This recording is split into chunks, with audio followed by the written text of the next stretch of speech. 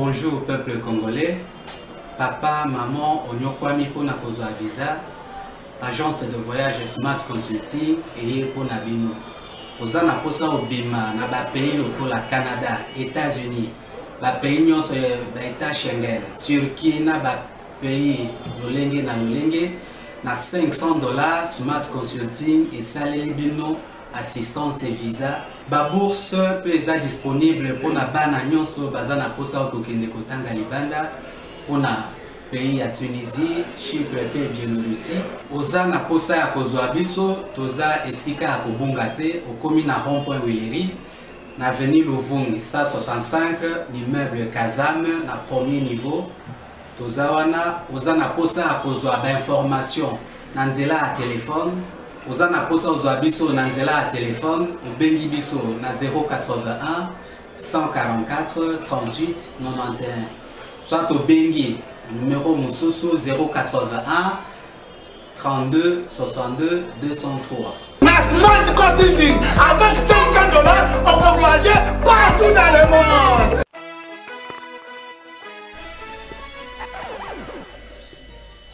Merci, j'ai dit malamu na bino nyonso bozuli bakoya ko na plateau de vérité ya mukoyo Patrick Kitoko songa biso ya comité son na plateau zo déranger biso Patrick Kitoko ya comité son na plateau zo déranger biso songa biso mbote na bino nyonso sika bozali bozana Kinshasa bozana Beni bozana Aru bozana Rumangabo boza pe na Ituri sika état de siège ali bozana Nord Kivu.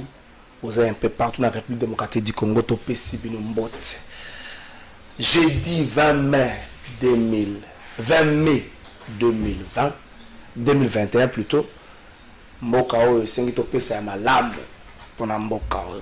Mokonza Mboka lobaki mokola lobi à travers Top Congo et puis à travers trois médias moko oyo ba traité yango to ba qualifier yango d'internationaux mais a osenga un peu la piscine biso ya makambo to benga ka communication batia moi mayele pote pole et ya na communication na mboka na biso débat moko za ko salama en ligne là c'est par Cédric à base na moni la kisi bazo kota ba communicologue bazo kota moi mingi je parle pas des communicateurs ici je parle pas des communicants ici bazo kota moi mingi pona ko pesa pole cible na canal ngana solo ba objectif na outil et singles a bien défini pour na toucher.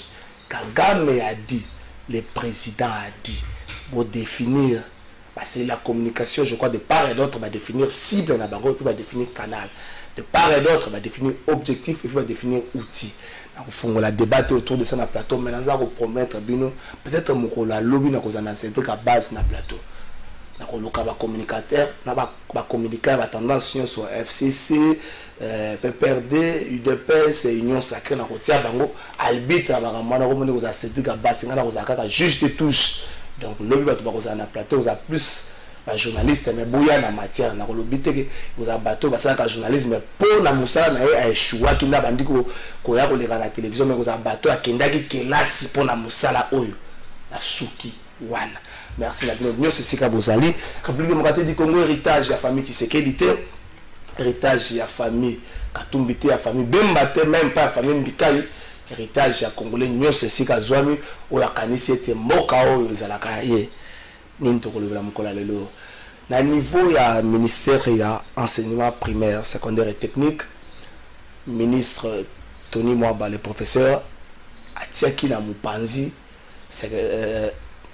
secrétaire général Oyo Atie Mutumoko asala musala wana no le temps que suspension ezali bala la makamna a suspendaki mais Oyo ba pesi beaucoup zebonga kota lelo moi nungu moi ko swana moi bitumba moi simbanga na nzoto ebandi déjà niveau secrétariat général pour être c'est le information ngana zanango Mutumoko instrumentaliser ba syndicaliste pour na ba ko telemela likambo wana soki ya solo base toza osala pona mboka esengo nini kozala nango ya kotelemela mosale kende beli boso soko moni ke suspension wana etamboli yenge bende na mobeko te oyebi esika no ko sala recours na yo tika bandeko tika ko sala boye tika ko sala boye ministre ye aza ko sala be mosala ba ministre nyos na ba secteur na bango basuluka basala nde mosala nini tokolobela mokolo lelo tokolobela ba popo ya Kagame tokolobela réplique plutôt ya mokonza mboka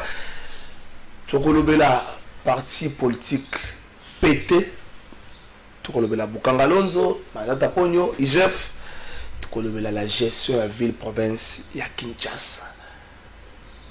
Est-ce que Kinshasa ezali gérer na ndenge oyo elatisa Kinshasa langi ya malamu to Kinshasa ezali gérer na ndenge oyo ezala kaka bongo ngunga ezala kaka monguna mina tika na yebisa na bandeko mikolo régie des oiseaux na problème ya ko fournir batu mai na ndenge moko bazolobela bino te na zui information mususu lobby ba intra exacte kisi ya ko traiter mai exacte na régie des oiseaux bo remarquer mikolo moi difficulté à mai ezongi kisi ya ko traiter mai exacte oyo balakisa na batu na ba media oyo balakisa na batu wana parce que dans ce qui sert le logo moko boya na bosani terminologie ba tusaka na suka wana ezali o baza ko sala na kala mais nzungu tope masini o bonga sala ka musala wana e bebaki donc faut ko sala ba kisi mususu ya sika ba intra mususu o wana sikoyo régie de soins zana ngote ba fournisseur régie de soins fournir bango 3 fois ata lo meya moko ba pesiete ya ngomoni mwa mikolo maeza mwa passe mai koma ki passe mikolo leki semaine oyo waka ti esika mokonza mboka vandaka ba mobiliser ki ba jaba technicien registre so ba luka solution nini mwa ndambo etikali ba privilégier mokonza mboka bande kwa régie des eaux ceux qui mabe ezali bomoni ke ma mbozo tambola be bolo baka boti ya ko nourrir population espoir charger communication régie des eaux le kawa ayebisa ba soki makambo ko bonga malamu ti décembre le autres au monde ndé ezoko zo nzoto na continuer ko landa likambo ya régie des eaux invité moko na plateau na biso mokolo lelo ya zali na invité ceux qui bango pe bachaka bango ba honoraire azali secrétaire général ya kala ya parti politique PT oya mwana mboka Steve Mbikai azali membre ya comité de sages ya parti wana azali manager d'affaires azali chef d'entreprise atali ke mboka zo tambola epe fa tombola mongongo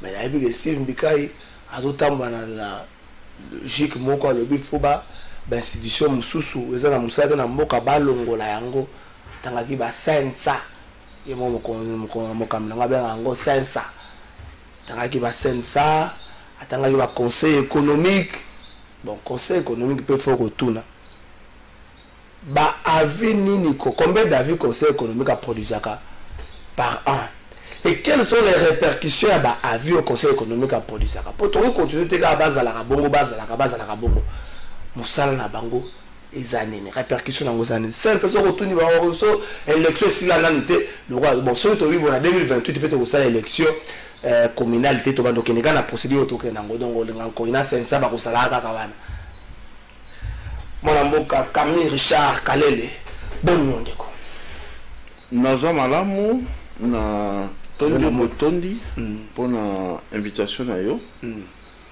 Bon, na 8 ans d'abord pour la longola kashne nanga na signe à soutien à FRDC. Ah, botika FRDC ba vanda. Nazo soutenir FRDC de manière permanente et soué na biso soué congolais nyonso normal et que FRDC longa bitumba oyo qui me écoute parce que soki atali nzaka au bendi linzaka no mabe ezokisio oza bien tenzoto mbimbe obela alors tango est a touché toi déranger ils ont impacté même économie en mboka na biso yango moni congolais soit normal netinga toujours l'attaque à FRDC parce que tango soda zo mona kabwe yazawa ba masuwa ne ba kuna azomona ngata na tambola ba policier bazomona yo policier ba militaire soka moni ngaka ka déjà a bengi baningani en tout cas apena ba civil ba okumba biso bien eza motivation morale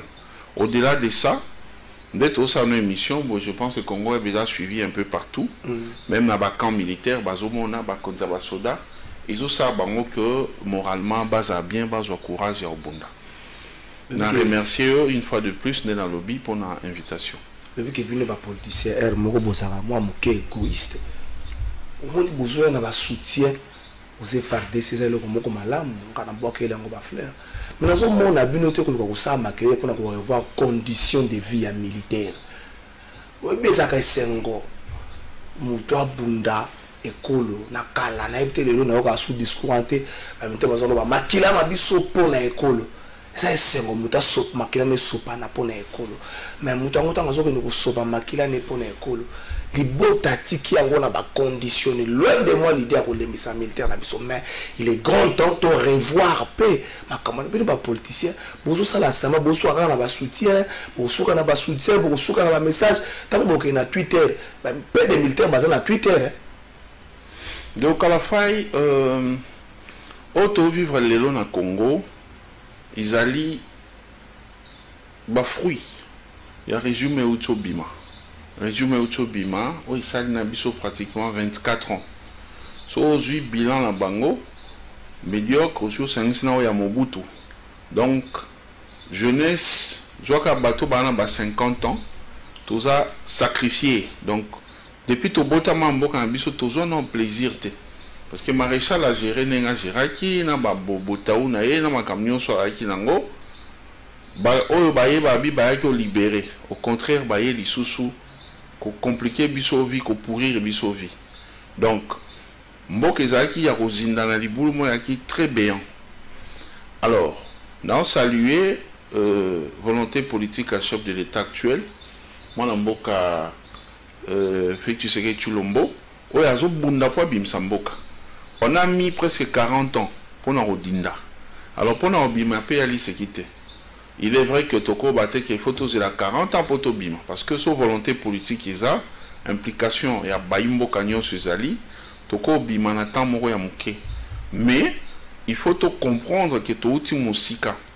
Imaginez que on se retrouve dans province moko oyo eza na nkita mingi. Or ezali neti na Ituri, toza na or, toza na cacao, toza na ba richesse modèle na modèle na Ituri.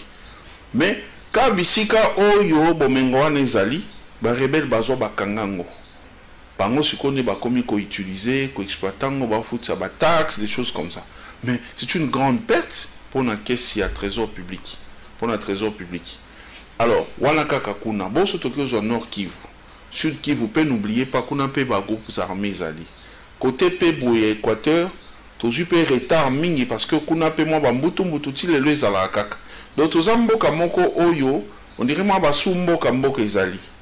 Alors, et loko oyo toko sa biso nyonso, maintenant que tout le monde qui mokonza mboko aza na tête ya mboka, aza mututo yebi, tous en confiance na ye, parce que je vais pas aller na polémique, mais président Kabila ti a géré au-delà ya makambu nyonso.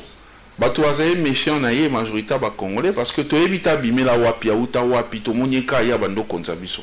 Et là facilité en tant qu'être humain. Ndeko nanga Kamirisa. Non, tikanga na kende. Bon na ki passer. Et ça facilité en tant qu'être humain. Moi ka mutu mo abimi de nulle part, ba ya comme continuer la facilité. Ata ba bino aza ndeko no, aza cousin aza boye. C'est pas facile. Ya ko accepter ko supporter ngo. Bon to kanyi motema to ndimi loko wana. Si tout le monde peut on était seulement entouré d'étrangers, on dirigeait comme étrangers, on s'est imposé alors que se sentir qu'en insécurité, quota est kolobate, mboka munene mais humiliation sur humiliation dans le monde entier. Parce que tous qui na leadership té na mutu ya mboka. Alors, moi, je suis et fragiliser biso.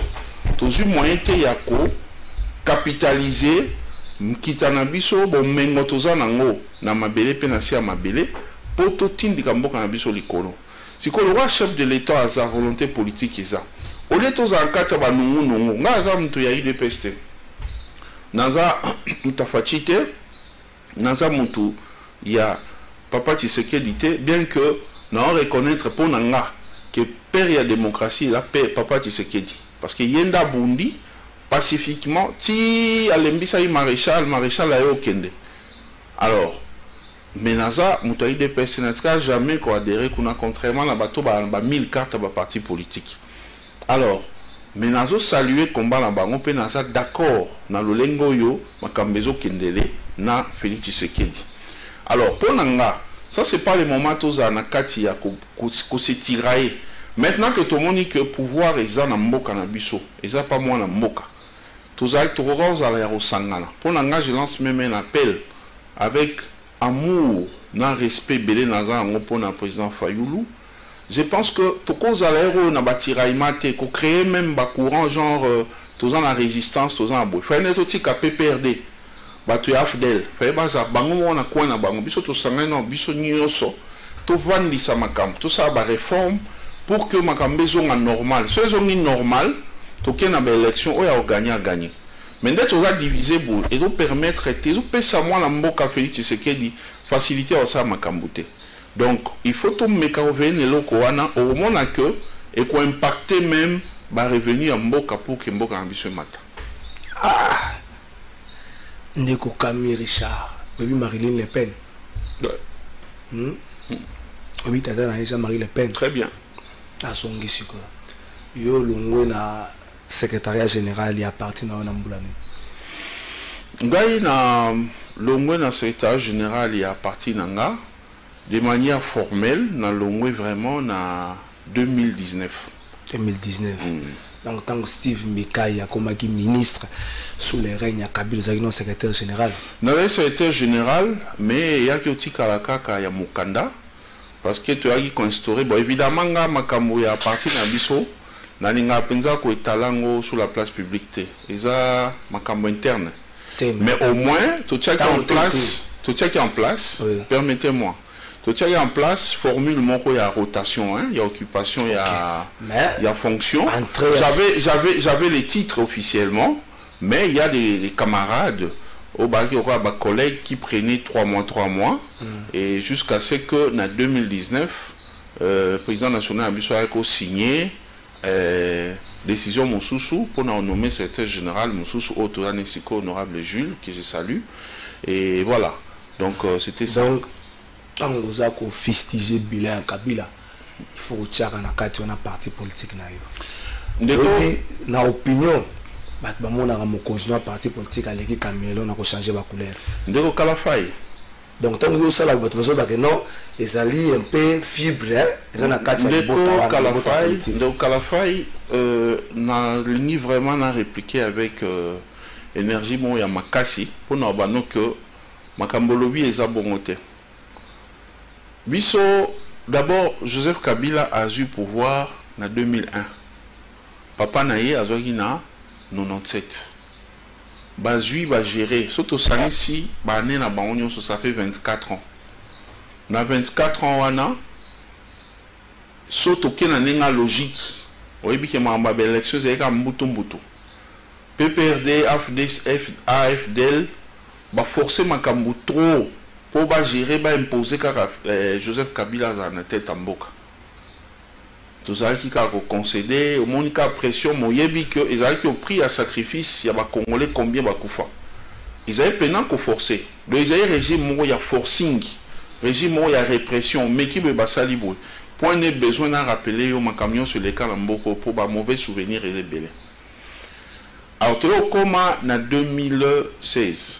Kabila Monique et comme il y avait élection parce que en 2006 mon boule salami des autres 2006 mon boule salami na Bemba makile tangi aleki 2011 mon boule salami na papa Tshisekedi to ebi ma camion sonné les kaki aleki to e koma en 2016 conformément à la constitution Kabila ne pouvait pas se représenter mais au moins Kabila salaki na batunaye basali moi mayele mabe babendi 2 ans presque vous tirez bénéfice à mayele mabe attendez batirer pour que Kabila zalaka kana mutu ya mboka wana so yaki manœuvre pour toi ba politicien on sait lire les choses entre les lignes et zaki ka manœuvre ko luka ndenge nini peut-être comme luka contenter ba opposant na ba poste pour qu'il y ait un moyen au côté mais comme qui est impossible na pression à libanda vu que leadership à Malongé a quitté sur le plan national et international, et ça dit que Kabila pourrait se représenter. Alors, Yebisanga, n'a pas cet exemple. Ndeko Kalafai Trésor, Ndoza Boye, moto akoteli yo na ndaku asi akangi azu contrôle azu possession ndaku na yo aza na munduki aza na mbeli aza na boye ozomaka ke mwasi na bana baza en danger alobi na yo na oboma bango bon na osala na ye matata obandi affrontement bobebisi nyonso au risque ya obomisa libota na yo na ondima bosala ba concession genre ozui ovani na ye nano et puis ba propos na lo ça n'engage que moi hein? Je parle pas au nom de mon parti parce que déjà na ye boye na ye na compte à parti te ba identité nyonso topesi ba parcours nanga ezali parce que en tant qu'acteur politique, on a un CV. Il faut dans le bas passer dans le tout je devais répondre. Mais moi comme ça n'engage que moi. Ça n'engage pas. Ça n'engage pas mon président. Ça n'engage pas mon président. Alors tant que ça, non, j'ai rien chuté. Tant que ça, il fallait qu'on dise pour l'intérêt de la nation, il fallait une élection salem. L'élection est béni les loyaux et ça li que mon candidat soit sika. Fait ce qui dit aya na poste, aya na pouvoir. Il fallait une élection salem. Il fallait qu'on dise qu'il y ait un dialogue. Tant dialogue est salemi. Boyoka ndenge bo tambola. Bo tikaka ate bateau yo basaki nko ya bo organiser l'élection. Ba gérer les sous non. Il fallait co-gérer avec eux. Il fallait co-gérer avec eux. Makambo et l'Obama à niveau opposition, ils allaient cuisine interne. Mais au moins, objectif est que ça l'élection. Après l'élection, mutu azuni nzela na yenga landaka. Parce que etamboli ya bakabiliste et c'est pelisaka baimbo kate c'est pelisaka ba congolais de manière générale. Alors dans l'élection salamité otika ba téléspectateurs il faut nansi ça non chuter. L'élection salemi et comment il kambuya tozongi la baligne na biso. Mais comment kambuya FCC FCC yima esali na boko. Non, na ina ba ça yo ngoko nanenga ngana sali. Ngoko nanenga ngana sali. Na gouvernement wana kaka gouvernement sami badi bangaya la ki bato zeme bocha bazemi maternité ko sala ofele seka kendela ka pena maternité yebana te ezala ka ofele te bato bele batia bazemi basi bakanga wana ba mama yono bino chibala ye au dossier fungwami adam so ko uta de la prison à la primature et puis de la primature à la prison na lobite ke za bongo mais dossier fungwami na matata pour ba dossier zali mikolo comme de la primature à la prison donc il faut que keba na kata gouvernement wana tango FCC zo salema na pesi mbote bokula kalisanga bonganga alaki na gouvernement wana ya Bruno Chibala mais aboya ki kokota na FCC atikalaki ake na lamuka de l'ensemble la muka ko kabwana ake na ngambo ya fayulu bino botikalaki te bozongela libota na bino bokendaki na FCC lelo yo tango bokenda na FCC bozwa ki pe bozwa okobosa na te théâtre bola kisaka biso na bahati de kobo FCC abetika na FCC bo bakena bo okobosa na théâtre wantiza kala mingi te bahati ko ba utako kapele bino ngo atango boza ko luka susu ba poste okobosa na yango te bokendaki na ngambo ya FCC lelo oyo biza kutende kite oyo décret d'accueillement bato FCC PPRD bato basepelaka na etambole na bango te senga bana mboka pardon mana mboka kamiri cha senga bango pardon to leka na makambo to kotana makambo susu une minute ka senga bango papa enseigne exacté parce que makambo besoin na nzela malina informé que même na kati ya UDP ya PPRD AFDEL de Bazaki ce n'est pas que batunyo so ba mabe ce n'est pas que batunyo so ne bazara na point de vue moko parti dans la démocratie et zaka bikamo et cause en décision morale l'unanimité batte belé majorité bandimi mais aux a d'accord mais parce que tu aimes ton parti au vandi parce qu'on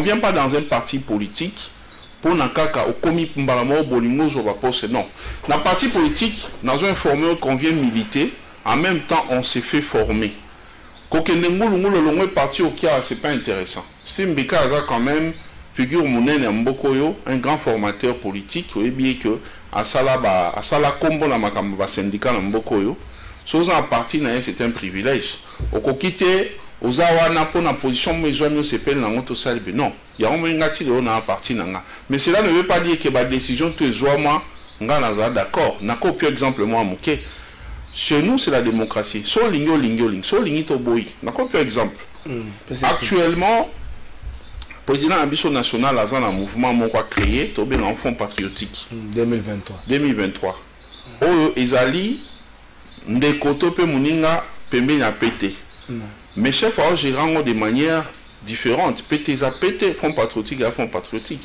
le quoi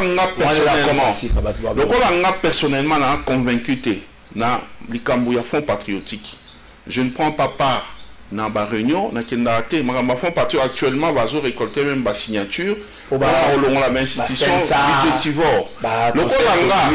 Le Kolangaï, option ils ont intéressé.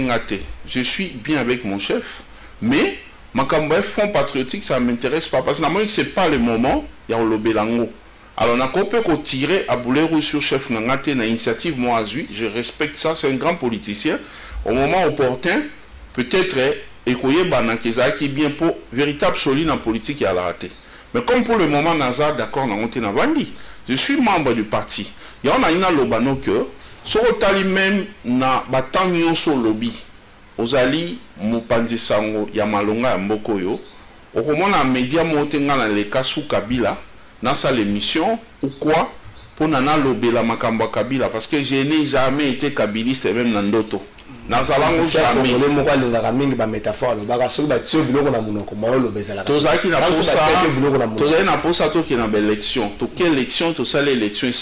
C'est bon. Il faut tout séparer la couture bandeko bandima ko ken dialogue pour l'élection salam. Parce que grâce à un makambezo qui est bien lélo. Donc ngai j'ai pas quitté mon parti, je suis là. Mais naïf que ngala libre d'esprit. Merci. Selon où on a pensé. Merci Ndeko Kami Richard Wande Bongagito kanisa moi muke magamba parti politique bon appelle ça la président na mbote.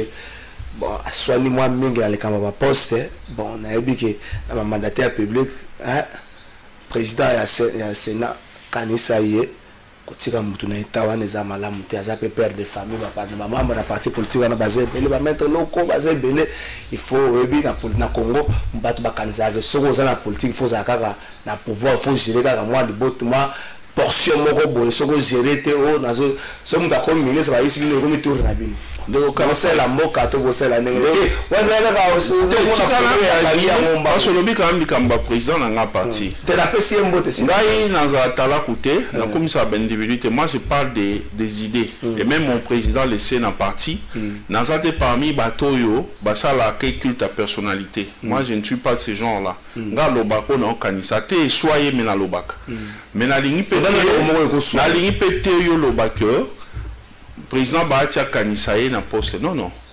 PT Ezali na 5 députés en général. 5 députés wana, ils ont un dixième de l'Assemblée nationale. PT Ezali na droit, ils ont na poste. Parce que ça la politique, pour na, qu'on gérer, qu'on a libanda ma soloté. Alors, ce que Steve Mbika réclamait, Ezala qui doit y péter. Façon à réclamer, façon à procéder, je ne peux pas juger mon chef. Je ne peux pas critiquer la télévision. Mais il n'est revendiqué que pour les comptes du PT. Et là, moi je ne vais pas sur les détails. Je suis un journaliste, je suis tout mon lit.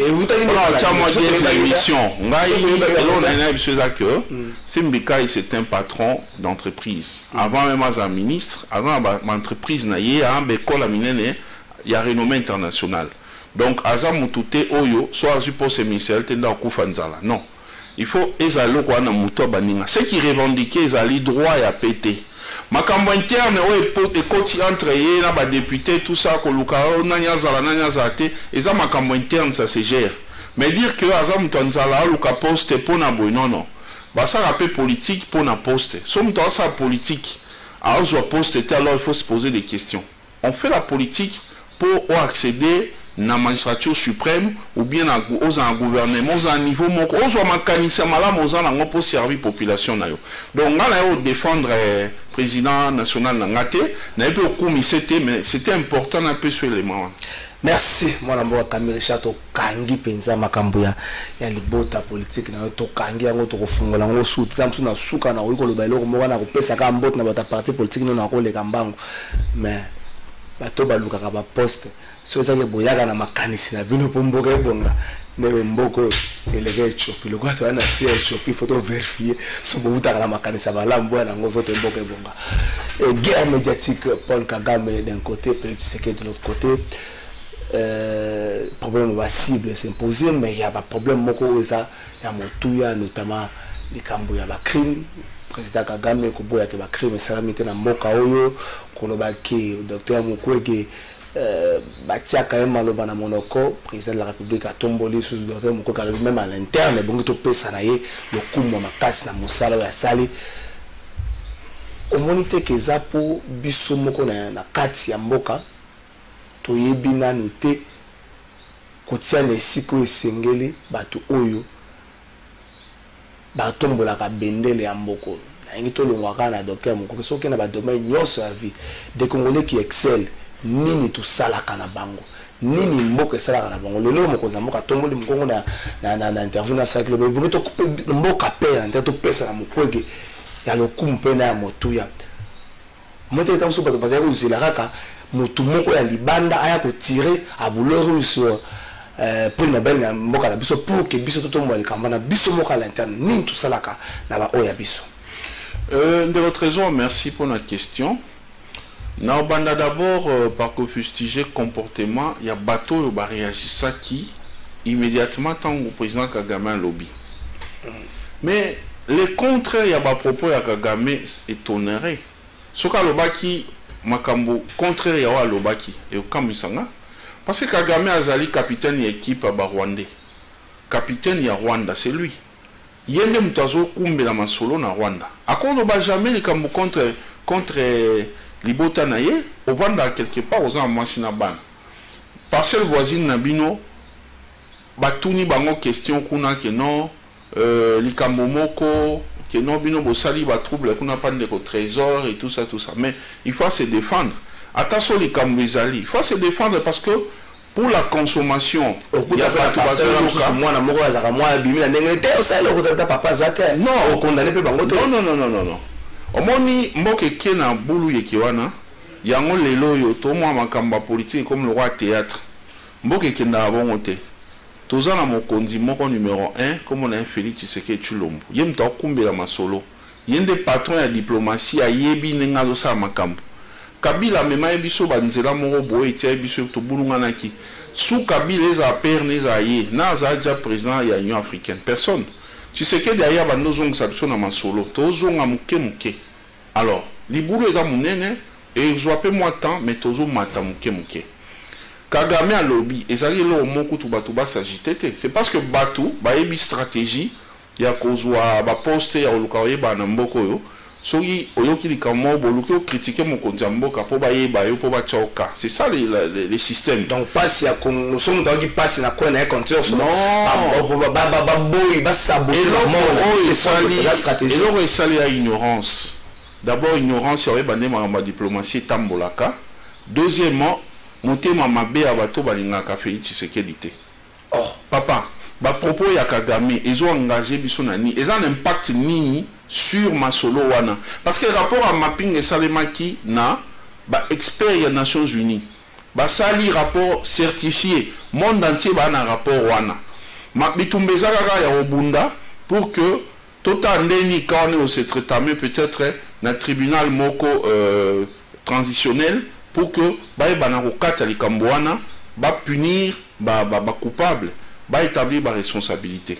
Alors na stade wana na stade toza eza kuna tina moko te eza neti Félix Tshisekedi à côté les malobi ke Rwanda ba sali biso ba son sibwe Kagame répondre te ba pourquoi Tshisekedi ils ont engagé te ce qui compte c'est la diplomatie na niveau likolo pour que ba biloko ekangamaki efungwama ko samba wana esalema bayeba nanya saki boy pona ni ezaki boy bazongisa boy nde yango eza problème ba pourquoi Kagame il défend son pays donc réaction ba tout même na monaki président Martin Fayulu doit réagir bon nakamo ikaka mais eza bilo mo fotika ba to bazo comprendre tende ni monde de fonctionnaire ba réagir donc ezaki ata un impact mon côté président Nabiso à 8 ans na ye zela na ndeko kamisela yo bongi 6 mois na accident voisin moko aya koloba buzoba likolo ya mémoire ya mwana na oyo bungisaki na accident eza un impact moko te sur ta vie. Ndeko Kalafai bageraka mboka na état d'âme te. Gestion ya mboka eza nde monté na gestion ba relation interpersonnelle net aux aboués. C'est pas la même chose parce que ça na ba principe belé ngai na yo so problème soki naza mutu ya chaud naza mutu ya Équateur ou bien nazali mutabumba kuna na koya na monyo to sila neti mibali na ba étape ça là to traiter na yo na ba étape ça là les l'un de moyen c'est pas comme ça que ça se passe. Les abongotés, t'as la diplomatie des aucun basé sika moko ba pouvoir l'équipe et ba no yebo gérer mokate zawe ba ninga vendre na ba voisin te. Tu sais que derrière à mettre makambo en place ba rapport exact ça hypocrisie mais tu vends plus ou moins calme na moment où tout ça en opération il y a état de siège donc ne luka guerre na minute où na Kagame bolo ba mabe mais Kagame va utiliser des gens pour vous mener une guerre là-bas. État de siège ko échoué bandoki au chef de l'état lobaki manœuvre na bande ya ngwana balingaki ya loba mabe ya Kagame comme ça Kagame a se désolidariser en action parce que attention à derrière makambo et ça mana est mais tango opération ça les officiellement lobby que azo accompagner biso mais to profiter nango to veiller ka assurer au lieu que to pese occasion à silica à état na silica basa la biso po basi ba mesana de ce côté là tous un peu faible faut c'est la diplomatie diplomatie ça mo ba ko mono ko yuma mais c'est la diplomatie makam tu sais que da lobby pour encore réagir na ba pourquoi Kagame en tout cas faut ça monter à mabe pour mon anza mabe ezaki na niveau moko dose moko ya makasi ya diplomatie oyo Kagame place à ça comprendre que tu sais que c'est un grand diplomate. C'est comme ça que le pays doit se gérer. Et puis, dans mon même bateau a commis dans les réseaux sociaux, non, ceux qui mènent les gens ça défendre, Patrick Mouya Yazawa et tout ça. Mais les gens confondent les époques, les gens confondent les choses, les gens font de l'amalgame dans des choses. Diplomatie, Ezali Moko, ministère Affaires étrangères, c'est pas pour rien que Ezali ministère ou Ezali dans le domaine chef de l'État. Ezali sikamon sensible, chef de l'État n'a kumbe la politique. Et à la Kabila Ezalaki, matata ponyo ana est concentré dans makamba bukanga lonzo baruta la kuna makamba mako économique bango ba chiffre kaka même de soka yoki ka bo ça réagir ata sans coaching à premier ministre à ça réagir makamba na ba soda ministre de défense au sanda lingi il y avait des désordres c'était comme ba vice-président mutu salo amoni ba yoza ina kati zo bilo na moi il y a moni que toujours un problème est belé dans ma voisin makambo belé parce que chaque ministre abano linga salo amoni za malam. Or, chef de l'État ne fois coordonnant à tout. Yem toi expliquer bino nenga za ba relation nenga ki na président oyo faut ligne boy. Donc ceux qui partent mouya ya réagir ça il lobby et ngoza mabe. Donc il fallait la chef de l'État de réagir boy. Ce qu'on ceux qui a bimi à loba nde e vous a bien parce qu'il a relève au chef de l'État loba qui a expliqué mon alimé mi nyonso et pas ba population nyonso bayoka. Mon boulot zalagi parce que tous qui na diplomatie n'est raté dans la norme na ngoti. Vous pensez que Ndeko Kami, vous pensez que la diplomatie a Félix Tshisekedi et ça a déjà bota déjà bambouma. Mais ça bota bambouma. Bambouma lokani. Non mais attendez, Ndeko Kalafai. Est-ce que Era Kabila tozaki sur la scène internationale n'engeza lelo? Président la biso a considéré n'engeza lelo boy. Lelo oyo, même iloko ba sala o ba kendeli kuna. Balingi va payer sa dette pour remonter, pour soutenir l'économie de la pays africain. Oui, il y a humiliation parce que la nation américaine, la richesse n'est pas sauté. France a bengi, FMI, va travailler, va attendre, va aider biso. Mais pour le moment, tu as choisi, tu as un pays riche, na sol, na sous-sol, mais tu as exploité en côté. En attendant ton matin, tu as choisi, nous devons tenir. Il faut que tu aies banzela wana. Ba o baza ba technicien la matière ba ebika ndeni ba osala pour que ba remboursement na ngweza la makambe sa mandenge que peuple azala l'aise.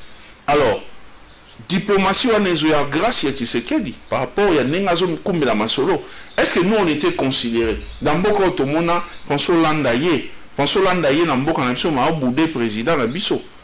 Considération des nous étions un pays de la honte. Le président même africain, combien va au bout de biso? Même président Sassou Yangambo. Ce cas il vient pour ses intérêts. Il y a Mbokanaye, intérêts familiaux comme Azana, moi, famille Koto, il y a moi, Sinaye et tout. Mais on sentit, on sait lire, nous sommes des politiciens. On sait lire comme ça, moi, que Mouto na Mouto, bas ensemble était. Mais tant l'année, bah, vivre dans Félix Tshisekedi. Vous sentez que bas ensemble. Bah, président Belé, bah, comment on considérait Bisso par rapport à la diplomatie au Félix Tshisekedi dans ça. Vous avez changé. Maître, ndeko Kami, on a posé bato balakisa rabino ke balinga rabino, tous a posé intérêt à Congolais des années si kanango. Pour bolingo wana to Congo na osana bolingo ani que les gens balakisa rabino à longueur de journée que balinga rabino et après. Bolingo, alors l'équipe bolingo na mokili ezate.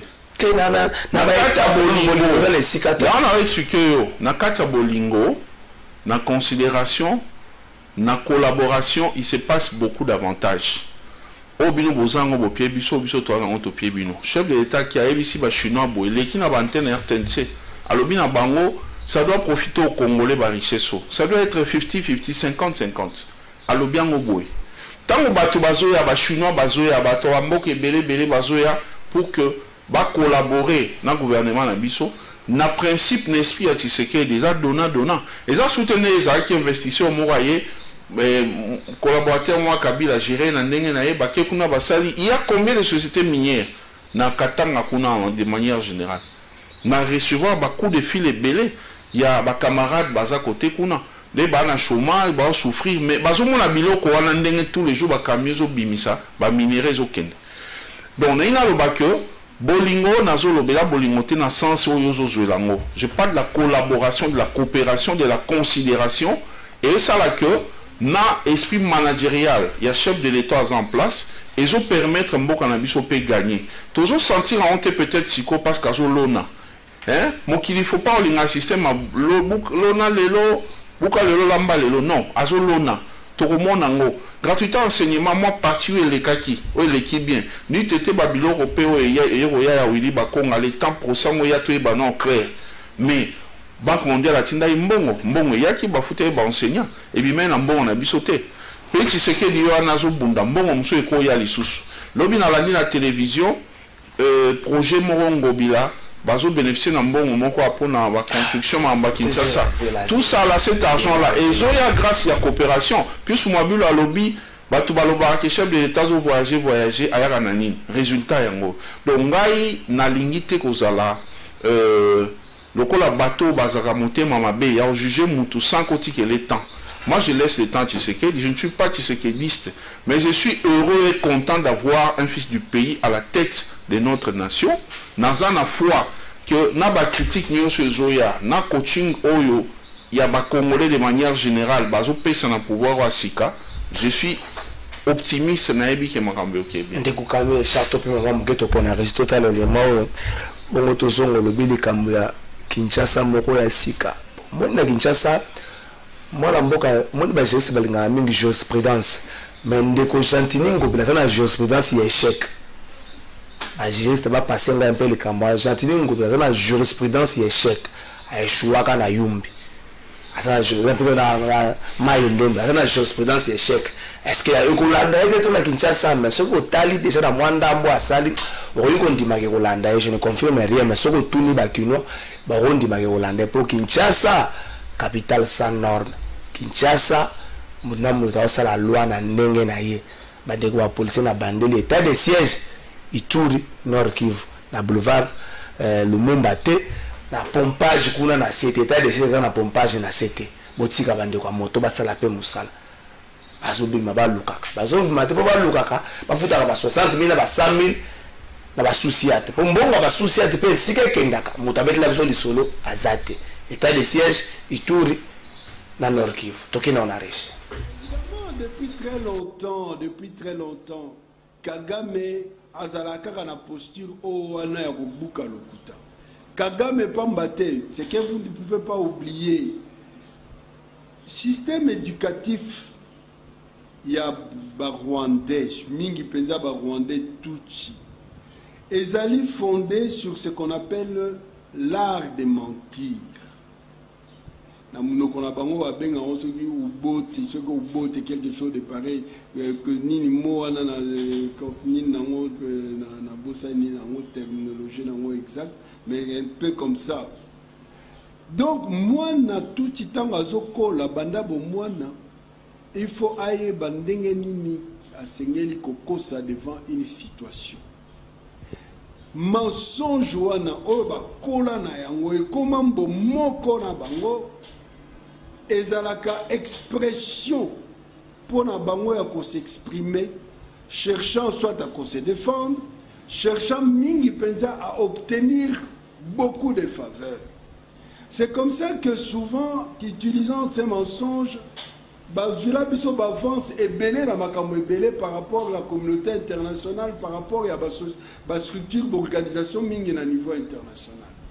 Donc c'est tout à fait vrai, ils cherchent à se dédouaner, mais quand se dédouaner on est devant la vérité locale on est implacable, et ça est impossible.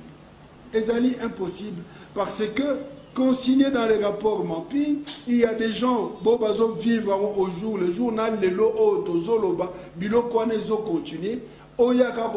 n'y a jamais eu de crime au Congo. Mais non. Donc, même lui-même en tant que Moutou, il comprendre aussi qu'Azal il n'a plus de sens humain en lui. Il a perdu tout ce qui peut encore être attaché à l'humain. Puisque oui, je reconnais que les crimes mais perpétrés par des éléments incontrôlés, voilà, mais venir dire qu'il n'y a jamais eu de crime au Congo, ça c'est vraiment, vraiment un homme qui a perdu tout sens. Merci Alva Image, merci à Patrick Kitoko, merci à Bandekonyo Sobazana Ngambo ya Régie, merci à Naomi, merci à Ernest, ya Guy Lukoki. Ah, Kinshasa. Na habite na metu na Kinshasa, eloko nini etambolaka na ndenge singeli. Ba lumière batie na boulevard du 30 juin, ba lumière batie na 24 novembre, to bazo kanisa kotia na Willery. Bon, atape so koti na gombango, soko koti pe na gombe, ota oyoko baluka na boulevard du 30 juin, soko yo gombe mambala liboso ko baluka na boulevard du 30 juin baluka songi. Mais soko ya déjà gombe, ebi gombe baluka kota ngom ke na sima boko ta mom ke ko tom so kota na gombe ka ngazo kwa nini so leza mabe. Comment na Gentini Ngobila nenga zawana, yo so ba projet moko baye na ngo ya Kinshasa. Vous pensez que loko ya malamu ekobotama na gestion ya Gentini Ngobila na Kinshasa? Vous pensez que Kinshasa kozongela kin label pour appellation kin label ici la moi kala bana mususu babotami ba appellation na te? Donc à la fin, on a zaka pyromante, on appelle ça mototé. Mais na lingaso na ina expliquer les kamulanga na bandon les bandits. Ce qui peut au mototé foti kango. Gentini Ngobila azali kozane wana volonté à Kabila. Na famille politique na bango. Ba député ba vota ka yi. Désordre oyo à l'époque il y a une majorité à Kabila. Ke ba to ya Kabila place on a bazaka ba kande ba mo ebele. Non attendez. Ngota ndeko na biso ya Kasavu Boyo, Magloire Kabemba to bazaka mo Kabila ba ebele. Gentini Ngobila est là par la volonté de l'époque de Joseph Kabila. Famille politique na onde batia ka wana. Biso nyonso la surprise désagréable pour na biso ya mona Gentini Ngobila leki. Parce que biso za raisonner nga pour personnellement na zaoba et ça attache des coco qui passe. Parce que Gentini Ngobila. Toi on a permis na Gentini Ngobila. Na lobinga i souci na ngeza ki et vous pensez que j'ai donné une bonne image que Gentini Ngobila? Je dis ceci, souci nanga. C'est mon point de vue, il s'en engage que moi. Vous pensez que j'ai donné une bonne image que Gentini Ngobila? Laissez-moi parler. J'ai coco. Vous me répondre là. Vous pensez que j'ai donné une bonne image que Gentini façon qui nous permettre de expliquer. Bon, na répondre yo. Gentini Ngobila na j'ai coco, je préfère 1000 fois j'ai coco. Gentini Ngobila géré province Mobimba. To ebinde suka ngana une action humanitaire. Na kenda ba mission pour na kende kokata makambo bato yumbi on tika on bloko ya bazana braza ba sa beti lelo à partir il y a laxisme au Argentinien gérant nango maindombe et Jekoko a sa preuve ya muto azan souci mboka na kozwa na poso muta fidélité le loka mukena mune na la fidélité na pioka deux exemples ou deux cas pour moi que Jekoko inspire confiance un Jekoko le mwana Kabili alors que Kabila est très fort Kabila très fort. Je crois Longwa Peperda démissionné. Bah ça là est beau. Je crois non mon atomona ba image. Nenga bando bimsa makila. Je crois Longwa kuna. Qu'est-ce qui lui manquait pour Fouka Mabazong c'est pas bon ça. Il a quitté. A eu risque on à l'époque. Donc à me féliciter. Affaire Zaïden. Deuxièmement, pardon. La députée séquestrée. Pardon, s'il vous plaît. Deuxièmement, je crois azo vivre na batune awana Kingabwa. Kingabe comme lokola moi place moko boué oyo je crois ça na moi ni il y a pena chef na naturel donc mouton ce soir qui même au battre campagne alors bah non faut na rivaliser na Jekoko parce que l'homme fort là-bas donc Jekoko a ça quand même la réputation bien par rapport à Ngobila du point de vue il y a gestion du point de vue il y a comportement bon Nakani parenthèse à Jekoko moi je vous ai dit nga lobela même individualité moi je parle des affaires il faut continuer à Kinshasa là dans le côté il y a gestion nga lobi ke nga na d'accord te na Gentini Ngobila zaki mutu mon côté oyo akokaki ko gérer mboka oyo ko gérer province oyo parce que mutu a précédent ka e azara mutu mo atika Kinshasa par terre Ngobila nous a dit ici que André Kimbuta atika nyongo na ba banque ya so 60 millions de dollars. Dossier wana à l'époque bazali on a PPRD na bango izana en Penzabo. Toyoka na évité moi j'ai dit ils sont là ba on chadara bande ba on de toyoka na ba ba to bagane la race Gentini atika makambo. Mais esa makambo ya l'état ezambo en l'état dossier wana fait la muka ba député bo la muka bo bozong sa dossier wana il gère sur les compétences na faut bo la musa dossier wana faut tout monde clair ezambo en l'état l'équipe solo ba fulu et ceci cela Gentini a hérité quoi que yé mo place à Utatika moto mais il a hérité un peu comme Tshisekedi qui a hérité d'un pays en lambeau yé a hérité ville moko batiki yango par terre.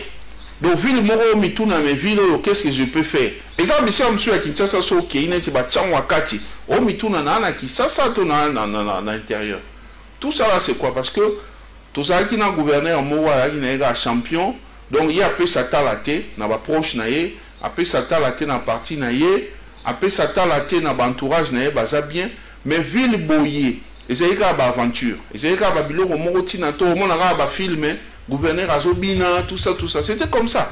C'était le grand patron du PPRD. Alors, les loyaux à Longo Gentini aïe. Est-ce que Gentini a les moyens de sa politique? Je ne pense pas.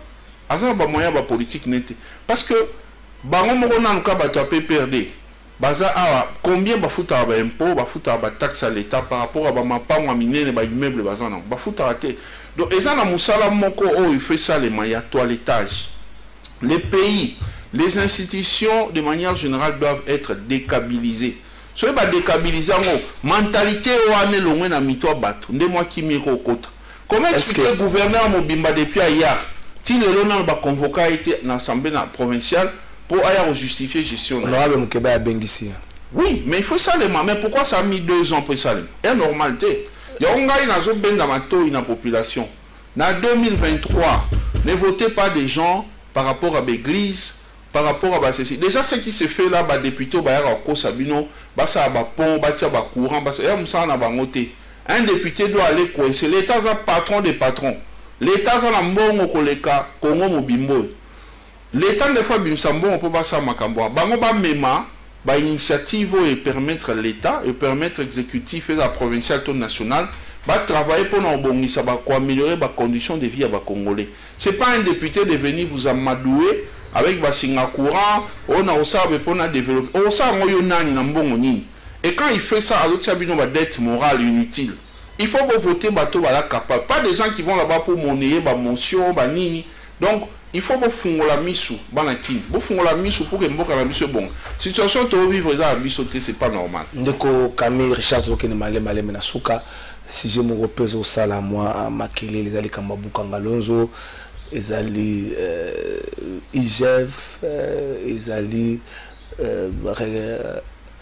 requête ya cour conditionnelle pour na kosenga ba lever ba immunité ya matata ponyo mbala liboso Sénat bwakisaki yango ça faut bato belebe betaki lisolo ya procédure mbala mi bale souhaiter mais tozo zela bato musu ba komi komona que soki ezali bato oyo bavandaki pembeni ya Kabila justice osango na mwa esengo sandeke justice na ba justice te lokola mutu lokola appareil judiciaire osango na mwa esengo mine za kofunga mazo seka mwa mingi mais soki ezali bato oyo bazali ya régime en place bazali ba pouvoir en place justice azokanga mwa mine yeke mutu otindele ko masala kanda azokanga mali baka ezali lokola bato azopesa exemple kwa likambo ya mbongo ya gestion ya Covid-19 likambo John Tumba le dossier moko arrête 12 milliards ba pétrole salemaki makele les OAT IGF koto kuna kangane kuto ennemi obeti masola Kinshasa IGF ya kata est-ce que vous pe na ozotambola ndenge moko na bandeko bazokanisa ke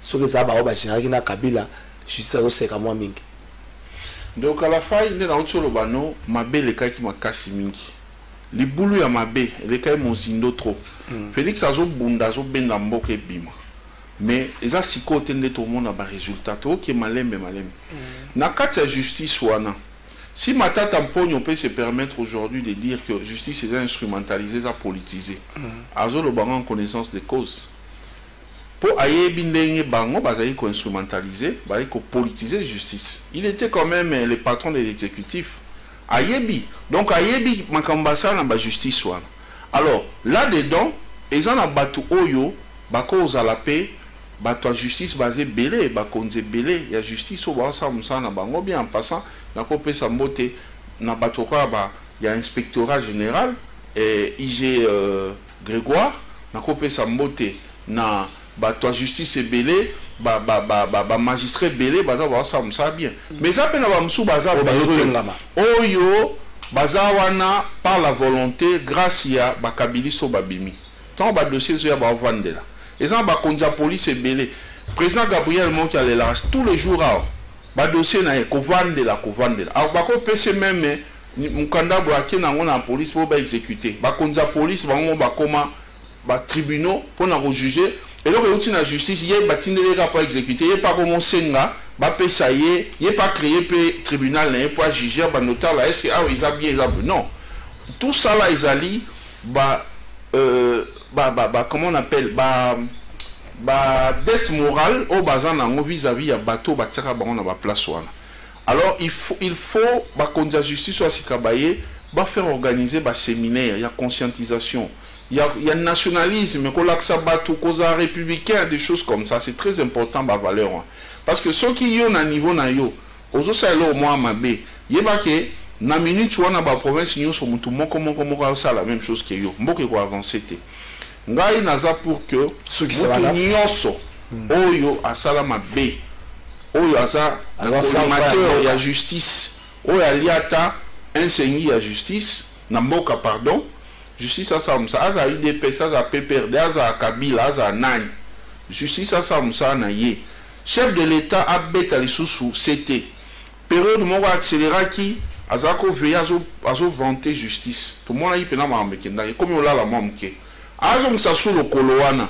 balandela batu ya Sénat batika ba sentiment parmi bango eze belé bazana ba mitif à population ba faire lever ba immunité à Matata batika ko samba so kaza na raison de moral obaki jour ba obimsaye procès sili ngana okena lingomba nanga ya les amis de Camille Kalele to keno kumisaye pe to zoelo kwa modèle mais soki ayebi likambo ba okanga pe biso to kende ko soutenir justice abangate sur la raison donc justice ça sala musala na ye makambo nyonso zonga bien parce qu'on en a marre so la justice ba banoka nga batu yo omona ndenge mbongo alete mona merci zela no osuki sa merci mwana mboka Camille Richard Kalele apesa kaka Bruno Chibala mbote nebise ke lembe za nango kaka wana za nango kaka ndenge za ke lemba wana babiloko za kana lembe za kaka bongo donc lembe za nango kaka wana lembe changer te ba déplacer yango te so yi côté kuna ko moi pasi ziza ko ko benga loko zonga kota batu na lemba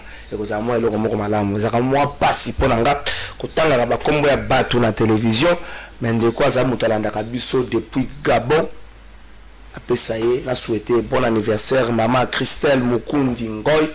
Bon anniversaire na la biso depuis Gabon.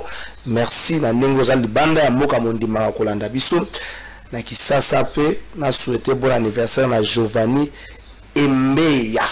Merci na bien so banda biso. Mwana mboka Kamere Richard na sukisi na yo. Oyebi ke ministre ya esu ya sika. Le pertinent Moindo Nzangi alobi ka kuti 1 million de diplômes non signés à table na ye. Scope na moi arithmétique à moquer basali biso que ça li 1 million si faut remonter ba année et si mi pe Steve Mbekaya tango ali yakine ici ngai na défendre l'individualité na défendre ka ba idée na ba homme d'état quand c'est nécessaire. À ce que moi je sache, Steve Mbekaya tika 0 diplôme non signé. Thomas Loa quoi a remplacé a commis à ça les mêmes communiqués à l'objet qu'il y a tiki 0 diplôme. Mais par contre, n'a eu service à communication à Moïdo Zang qui réagir te po balobake bao wana bakosi. C'est que ngana ndimeli bao balobaki sans être contredit. OK. Et c'est ngolanga ezali mboka eza bientôt banguna te to ba congolais tous to leli pe mingi. Babiso yo to su to mati to komi ko kende na moi ba katikati ya ba vie. Et vous appelez Sengolelo Lobi Tomona, ba o ba oya na simana biso, ba kuti vie ya bien, biso ba o to anzela, mboke bongi bien, ba o pe basi ba koti na ba 3e âge, ba zo jouir baza bien. Parce que lo mo izanite bo mengo wana eza mboka na biso. Bandoki ya mboka chef de l'état saloba e botika motema mabe. Botika bo fungola mitema, bosi bo gera makambo na bino oya sai malamu, aza na kimia lia wazwaki. Oya sai mabe, justice okangayo. Soki esamite biso na miko ezoya ba mouvement nyonso ya ba jeune to ko mener ba action pour que to pousser justice à ça. Il faut ba fouiner ba mbongo